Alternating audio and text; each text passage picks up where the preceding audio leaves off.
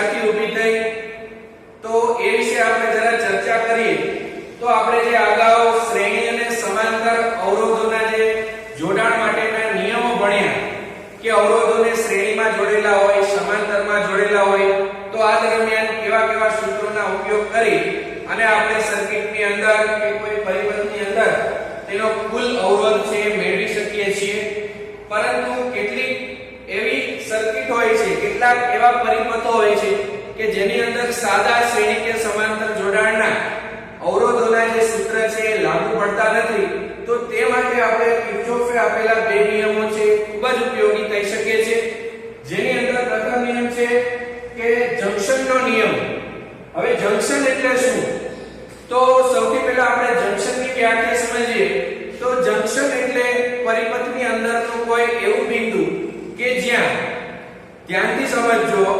Junction એટલે પરિપથની અંદરનું કોઈ એવું બિંદુ કે જ્યાં બે કરતા વધારે શાખાઓ ભેગી થતી હોય જંક્શન એટલે પરિપથની અંદરનું એવું બિંદુ કે જ્યાં બે કરતા વધારે શાખાઓ ભેગી થતી હોય આવા બિંદુને છે એ જંક્શન કહેવામાં આવે છે તો જ્યાં બે કરતા વધારે શાખાઓ ભેગી થતી હોય આવું બિંદુ છે એને જંક્શન બિંદુ કહેવાય છે હવે આ જંક્શનનો નિયમ છે કિર્ચોફે આપેલો છે જેની અંદર એમણે કીધેલું છે કે કોઈ પણ જંક્શન આગળ દાખલ થતા પ્રવાહોનો સરવાળો એ જંક્શનની બહાર નીકળતા પ્રવાહોના સરવાળા બરાબર હોય છે એટલે કે દાખલ થતા પ્રવાહોનો સરવાળો બરાબર સામે છે બરાબરની સામેની બાજુ ત્યાં આપણે લખવાનું છે જંક્શનમાંથી બહાર નીકળતા પ્રવાહોનો સરવાળો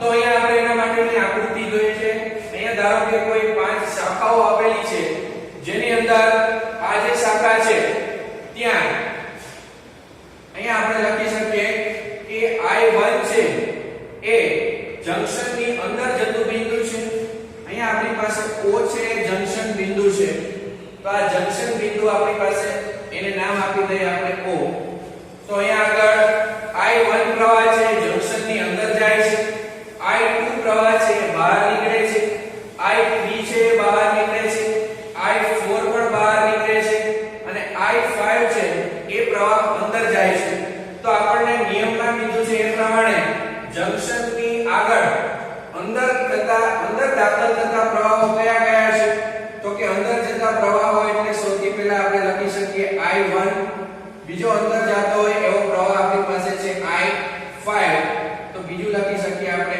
I5 એના બરાબર બહાર નીકળતા પ્રવાહો છે I2 I3 અને I4 I2 I3 I4 તો અંદર દાખલ થતા પ્રવાહો છે I1 અને I5 બહાર નીકળતા પ્રવાહો છે I2 I3 અને I4 તો આ બંનેનો સરવાળો છે એ સમાન થાય આવું કિર્ચોફે આપણને તેના પ્રથમ નિયમ એટલે કે જેને આપણે જંક્શનના નિયમથી ઓળખીએ છીએ તેની અંદર દાખલ થતા પ્રવાહો બરાબર બહાર નીકળતા પ્રવાહોનો સરવાળો તો અહીંયા અંદર આવતા પ્રવાહો છે I1 I5 અને બહાર નીકળતા પ્રવાહો છે I2 I3 I4 બીજી રીતે આપણે સમજીએ તો ધારો કે આપણે અંદર દાખલ થતા પ્રવાહો છે તેને આપણે ધન વડે બતાવીએ એટલે કે પ્લસ લઈએ તો અંદર દાખલ થતા પ્રવાહોને પ્લસ લઈએ અને બહાર નીકળતા પ્રવાહોને આપણે માઈનસ લઈએ એટલે કે ઋણ લઈએ આવી એક ધારણા કરીએ તો I1 છે અંદર દાખલ થાય છે એટલે આપણે એને પ્લસ લઈએ I2 છે બહાર આવે છે એટલે આપણે એને માઈનસ લઈએ I3 પણ બહાર આવે છે એને પણ આપણે માઈનસ થી બતાવીએ I4 પણ બહાર આવે છે એને પણ માઈનસ થી બતાવીએ અને I5 અંદર આવે છે તો એને આપણે પ્લસ થી બતાવીએ તો બરાબર થઈ જાય 0 એટલે કે જંક્શન પાસે ભેગા થતા પ્રવાહોનો બાહ્યિક સરવાળો શૂન્ય થાય છે આવું વિધાન આપણે કિર્ચોફના જંક્શનના નિયમ માટે આપી શકીએ કે જંક્શન પાસે ભેગા થતા પ્રવાહો એનો બાહ્યિક સરવાળો છે એ શૂન્ય થાય છે બાહ્યિક સરવાળાનો અર્થ અહીંયા આપણે એવો લઈ શકીએ કે આપણે સૌથી પહેલા ધારણા કરી લેવાની છે કે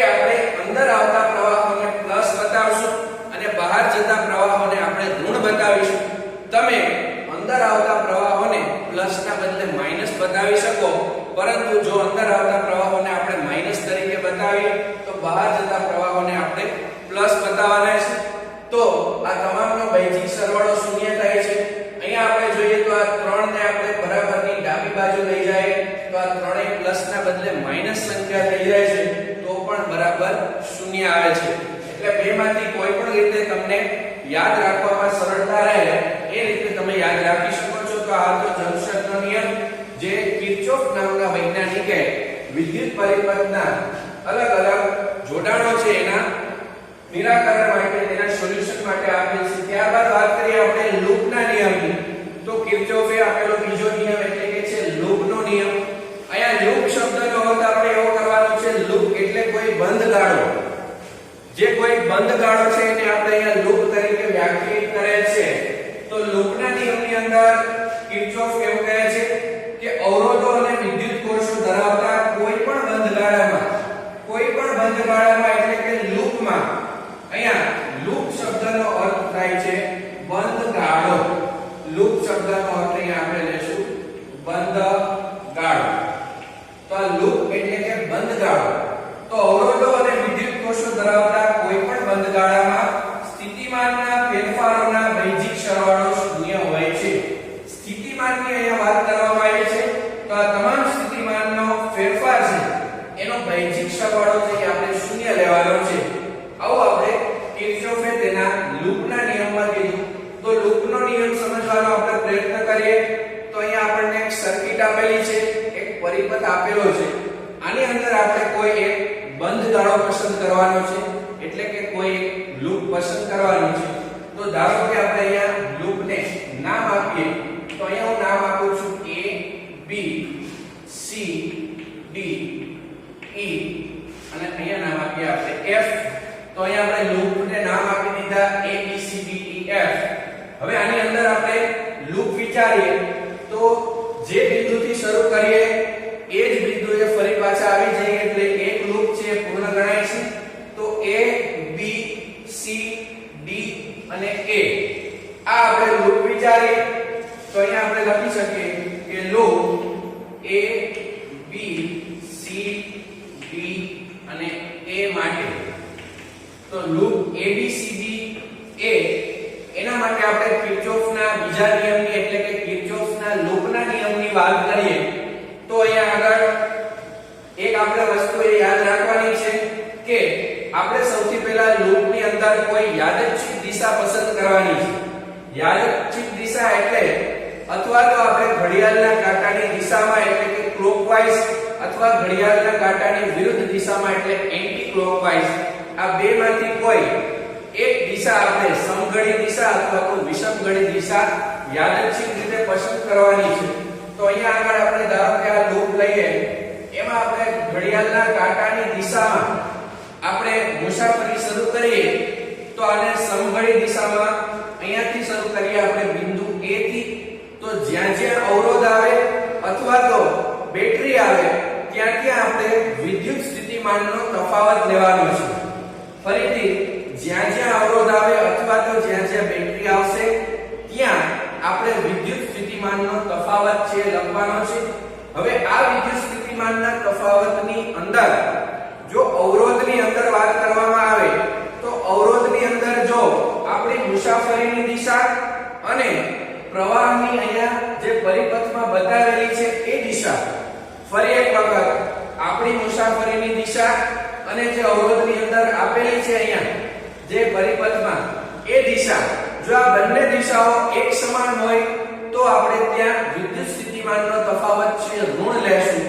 ફરી એક વખત અવરોધની અંદર જ્યારે મુસાફરી કરવામાં આવે ત્યારે આપણે યાદચ્છિક રીતે લીધેલી દિશા અને જે પરિપથની અંદર આપેલી છે એ દિશા, આ બંને દિશાઓ જો સમાન હોય તો ત્યાં આગળ આપણે વિદ્યુત સ્થિતિમાનનો તફાવત છે એ ઋણ લઈશું.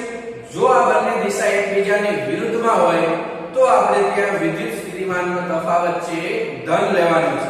આવી જ રીતે આપણે બેટરી માટે વાત કરીએ તો જ્યારે બેટરીની અંદરથી મુસાફરી કરતી વખતે જો બેટરીના ઋણ છેડાથી ધન છેડા તરફ જઈએ, જો બેટરીના ઋણ છેડાથી ધન છેડા તરફ, એટલે કે અહીંયા ઋણ થી ધન બાજુ આવી, આ ઋણ છેડાથી ધન છેડા બાજુ, એટલે કે માઈનસ થી પ્લસ તરફ આવી, નેગેટિવ ટુ પોઝિટિવ, n થી p બાજુ આવી, તો અહીંયા આપણે બેટરીનો સ્થિતિમાન છે એનો તફાવત છે આપણે ધન લેશું. જો બેટરીના ઋણ થી ધન છેડા બાજુ આવીએ તો આપણે સ્થિતિમાનનો તફાવત છે લેવાનો છે ધન. જો બેટરીના ધન થી ઋણ છેડા બાજુ, તો આપણે અહીંયા સ્થિતિમાનનો તફાવત લેવાનો છે ઋણ. જોઈએ આપણે લૂપ દ્વારા સમજવાનો પ્રયત્ન કરીએ તો અહીંયા a થી b સુધીમાં કોઈ અવરોધ પણ નથી અને બેટરી પણ નથી, તો ત્યાં આપણે કાંઈ નહીં લખીએ. હવે આ છે પ્રવાહની દિશા છે, આ બાજુ પ્રવાહ જાય છે, આપણે પણ અહીંયા સમઘડી દિશામાં મુસાફરી કરીએ છીએ, તો આપણી દિશા પણ આ જ છે. તો અહીંયા આપણી દિશા અને મુસાફરીની દિશા છે એ, અને જે પ્રવાહની દિશા આપેલી છે આ બંને સમાન છે, એટલે અવરોધનું મૂલ્ય છે આપણે લેશું ઋણ, એટલે આપણે અહીંયા લખીશું માઈનસ. અને અહીંયા આપણે વિદ્યુત સ્થિતિમાનનો તફાવત લેવાનો છે, તો ઓહમના નિયમ પ્રમાણે આપણે વિદ્યુત સ્થિતિમાનનો તફાવત V બરાબર લખી શકીએ IR, એટલે કે વિદ્યુત પ્રવાહ ગુણ્યા અવરોધનું મૂલ્ય. તો પ્રવાહ આપણી પાસે છે I1 અને અવરોધનું મૂલ્ય છે આપણી પાસે 30, તો 30 ગુણ્યા I1 કરીએ તો અહીંયા આપણને મળે છે -30 I1. કારણ કે અહીંયા આપણી મુસાફરીની દિશા છે એ આપણે આવી રીતે સમઘડી દિશામાં લીધેલી છે અને પ્રવાહની દિશા છે એ પણ સમાન એ જ દિશામાં છે, તો અહીંયા આગળ આપણે લઈ શકીએ માઈનસ અને સ્થિતિમાનનો તફાવત V બરાબર IR, જે આપણે ઓહમના નિયમ પરથી લઈ શકીએ. તો અહીંયા આવે છે -30 I1. ત્યારબાદ અહીંયાથી આપણે શરૂ કરી અને જઈએ તો હવે અહીંયાથી આપણે D થી, જો અહીંયા A થી B ગયા, જ્યાં કોઈ જે પરિપથની અંદર અવરોધ કે બેટરી નથી એટલે ત્યાં કંઈ નહીં આવે. B થી C સુધી જઈએ તો એક અવરોધ આવે છે, C થી D માં પણ કંઈ આવતું નથી. હવે D થી A સુધી જઈએ તો સૌથી પહેલા આવે છે બેટરી. બેટરીની આપણે વાત કરી કે બેટરીના ઋણ થી ધન છેડા બાજુ અહીંયા જોઈએ, જો આ બેટરીનો જે સાઈઝમાં નાનો હોય છે, ટૂંકો હોય છે લંબાઈમાં, એ બેટરીનો ઋણ છેડો હોય છે અને લંબાઈમાં મોટો હોય છે, બેટરીનો ધન છેડો હોય છે, તમે જાણો છો. તો અહીંયા આપણે ઋણ થી ધન છેડા બાજુ જવાનું થાય છે, તો ત્યાં સ્થિતિમાનનો તફાવત આપણે ઓલરેડી આપેલો છે, એટલે આપણે આવશે +45. ત્યારબાદ આપણે વાત કરીએ તો આપણી મુસાફરીની દિશા છે અહીંયાથી D થી A તરફ છે, એટલે કે ડાબી બાજુ, અને આપેલો જે પ્રવાહ છે એ પ્રવાહની દિશા પણ ડાબી બાજુ છે, એટલે બંને દિશા અહીંયા સમાન થાય છે, એટલે આપણે આનું મૂલ્ય પણ લેશું ઋણ. તો અહીંયા લખીએ માઈનસ, અને અહીંયા સ્થિતિમાનનો તફાવત લેવા માટે V બરાબર IR, તો I એટલે આપણી પાસે છે અહીંયા I3 અને અવરોધનું મૂલ્ય છે 1, તો 1 ગુણ્યા I3 એટલે થશે માત્ર I3. ત્યારબાદ પાછો એક અવરોધ આવે છે, એની અંદર પણ પ્રવાહની દિશા અને આપણી મુસાફરીની દિશા સમાન છે, તો અહીંયા આગળ પણ સ્થિતિમાનનો તફાવત V બરાબર IR ઉપરથી I છે આપણી પાસે I3 અને R એટલે અવરોધનું મૂલ્ય છે 40 ઓહમ, તો I3 ગુણ્યા 40, તો અહીંયા પણ આવશે -40 I3. હવે નિયમ ઉપર આપણે જઈએ તો એવું કીધું છે કે કોઈ પણ બંધગાળામાં સ્થિતિમાનના ફેરફારોનો વૈજિક સરવાળો શૂન્ય હોય છે, તો આપણે આ વૈજિક સરવાળો કર્યો એ કેવો આપણે કરવાનો છે શૂન્ય, તો આ થઈ જાય છે વૈજિક સરવાળો શૂન્ય. તો હવે આપણે વાત કરીએ કે બીજો આપણે બંધગાળો લઈએ B C E F અને B સુધી પાછા જઈએ તો આપણે લઈ આવે લૂપ B C, B થી C સુધી જાશું, પછી C થી જાશું આપણે E, E થી અહીંયા F અને F થી ફરી પાછા આપણે પહોંચી જાશું B પાસે. તો હવે આપણે ઉપરનું જે આ લૂપ છે બહારનું એ લઈએ તો એની અંદર સૌથી પહેલા B થી C સુધી જાય, તો B થી C માં આપણી મુસાફરીની દિશા છે B થી C, એટલે કે જમણી બાજુ. પ્રવાહની દિશા આપેલી છે એ પણ જમણી બાજુ, બંને દિશાઓ સમાન થાય છે, એટલે એટલે આગળ નિશાની આવશે માઈનસ અને આપણે અહીંયા અવરોધ આગળ સ્થિતિમાનનો તફાવત V બરાબર IR. I એટલે આપણી પાસે અહીંયા છે પ્રવાહ I1 અને R એટલે છે 30, તો 30 ગુણ્યા I1 અહીંયા આવશે 30I1. ત્યાર પછી આપણે જોઈએ C થી E સુધી જવા માટે. C થી E સુધી જવામાં આપણી પાસે અહીંયા 20 ઓહમનો અવરોધ આવે છે. ત્યાં સ્થિતિમાનનો તફાવત લખતા પહેલા આપણે એમાં દિશા જોઈએ. તો અહીંયાથી જે આપણે આવે છે દિશા I2 ની, એટલે કે અહીંયા પ્રવાહ છે એ I2 છે, પરંતુ અહીંયા પ્રવાહની દિશા છે એ ઉપરની દિશામાં છે અને આપણી દિશા છે એ કઈ છે C થી E બાજુ, એટલે કે C થી E તરફ, એટલે કે આપણી દિશા મુસાફરીની દિશા નીચેની તરફ છે જ્યારે પ્રવાહ I2 ઉપરની તરફ છે. આ બંને દિશાઓ પરસ્પર વિરુદ્ધ થઈ એટલે આપણે અહીંયા લખશું પ્લસ અને અહીંયા આવશે સ્થિતિમાનનો તફાવત એટલે V બરાબર IR. I એટલે પ્રવાહ આપણી પાસે છે I2 અને R એટલે અવરોધ આપણી પાસે છે 20, તો 20 ગુણ્યા I2 એટલે થશે 20I2 એટલે કે 20I2. ત્યારબાદ આપણે વાત કરીએ E થી F સુધી જવા માટે. E થી F સુધી જવા માટે સૌથી પહેલા આપણી પાસે આવે છે અવરોધ. E થી F સુધી જવામાં આપણી પાસે દિશા છે ડાબી બાજુ અને પ્રવાહ છે આવે છે આપણી સામે એટલે કે જમણી બાજુ. બંને દિશાઓ પરસ્પર વિરુદ્ધ છે એટલે અહીંયા આવશે પ્લસ. ત્યારબાદ અહીંયા સ્થિતિમાનનો તફાવત લખીએ તો V બરાબર IR ઉપરથી I આપણી પાસે છે પ્રવાહ I2, અવરોધની કિંમત છે 1 એટલે I2 ગુણ્યા 1 એટલે કે I2 * 1 એટલે થશે માત્ર I2. ત્યારબાદ આપણે વાત કરીએ તો બેટરીની અંદર આપણે જોઈએ તો અહીંયા બેટરીમાં આપણે ધન થી ઋણ છેડા બાજુ, આ જે નાનકડો છે લંબાઈમાં ટૂંકો એ ઋણ છેડો છે, મોટો છે એ ધન છેડો છે, તો અહીંયા આપણે બેટરીમાં ધન થી ઋણ છેડા બાજુ જઈએ છીએ ત્યારે આપણે એની જે સ્થિતિમાનની કિંમત છે લઈએ છીએ માઈનસ. અહીંયા લખીશું આપણે 80 અને આ બધાયનો બેઝિક સરવાળો છે એ થાય છે 0. તો આવી રીતે છે આપણે કિર્ચોફનો બીજો નિયમ, જેને આપણે લૂપનો નિયમ કહીએ છીએ, એ સમજી શકીએ છીએ. આની વધારે પ્રેક્ટિસ કરવાથી આ તમે જે નિશાનીઓ છે એની અંદરની જે તમારી એરર છે એને ઓછી કરી શકો છો. તો અહીંયા નિશાનીઓ લેતી વખતે ખૂબ જ કાળજી લેવાની છે જેથી એની અંદર કોઈ ભૂલ ના આવે. ફરી એક વખત આપણે જો મુસાફરીની દિશા અને પ્રવાહની દિશા જો બંને પરસ્પર વિરુદ્ધ હોય તો આપણે અહીંયા સ્થિતિમાનનો તફાવત છે એ લઈએ છીએ ધન એટલે કે પ્લસ. જો આપણી મુસાફરીની દિશા અને વિદ્યુત પ્રવાહની દિશા અંદર સર્કિટની અંદર એ સમાન હોય તો આપણે વિદ્યુત સ્થિતિમાનનું મૂલ્ય લઈએ છીએ ઋણ.